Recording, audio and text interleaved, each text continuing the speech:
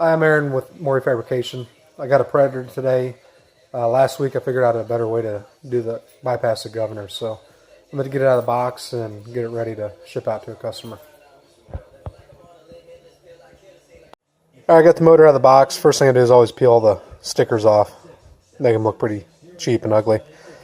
10 millimeter to pull the air box off, and have another 10 millimeter, or actually 8 millimeter there, and two 10 millimeter to get the tank loose. So I'm going to go ahead and get that done. I got the nuts off. The next thing you're going to do is go ahead and take this vent hose here off, and then on the back side there's a hose going to the valve cover. You know, when you pull this off, it's going to pretty much disconnect that automatically. But to take it off, got to shut the fuel off, turn choke on, and then you can go ahead and start taking everything apart. Okay, the air box is off. And then now once you get that one bolt in the back, and then the two nuts on the front of the fuel tank, you can pick this up.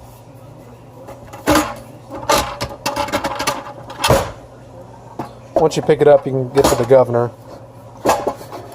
And all I'm going to do is I'm just going to disconnect the spring and the throttle rod right here. What we're going to do is we're going to shorten that throttle rod, and I'm going to drill a 1/8 inch hole up here in the arm, and we're just going to route the throttle arm right up directly to the arm here, so it'll bypass the governor completely. Okay, I went ahead and disconnected the spring off the governor, and I went ahead and removed this 8 millimeter bolt here as well as this one here. So now this whole assembly will lift up, and you can just take this spring, go ahead and remove it. We're going to go ahead and cut it down and reuse it, so don't throw it away. You can just set this up here out of the way. Now this is off, you can go ahead and pull the throttle arm off. And to do that, you just slide the carburetor out a little bit, and then this will slide right up. Okay, we got the throttle arm off, and then the spring here with it. So we're going to reuse everything. Now that once you get all that off, you can go ahead and bolt this back up. And then, another look at the governor arm there. Just go ahead and leave it right there. We're going to hook a spring up to it. Okay, I went ahead and put the arm back in there, the linkage back on the top of the carburetor. And what I did is I kind of slid it. It just popped off there, but slid it over there, and I put a hole right here, so you can see it there. Again, an 1/8 inch drill bit.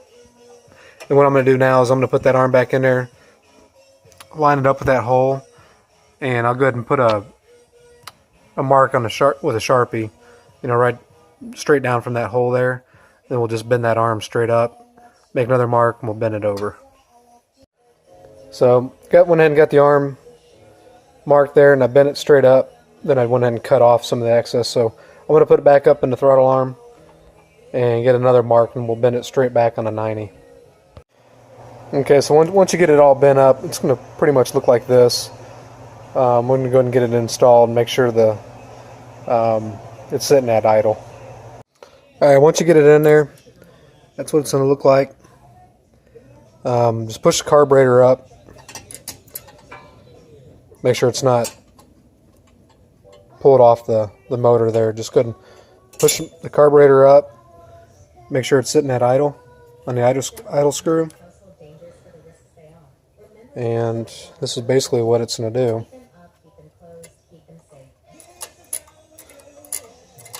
So once I get that done, I'm going to go ahead and hook up another throttle return spring, and I'll go ahead and get that cut and show you how we do that. Okay, you're going to have two springs left over. Always take this small one here, and we're going to go ahead and hook it back up on the carburetor.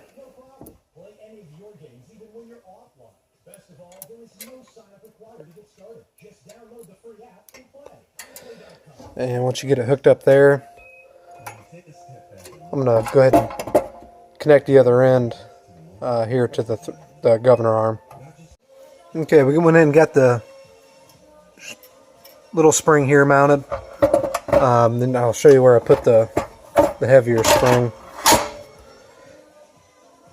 I drilled a hole in the throttle arm there, hooked it in, and then stretched it a little bit, made a mark with a Sharpie, and hooked it on the outside hole there, and then just cut the spring to length. You know, you end up, the spring's a lot longer than that.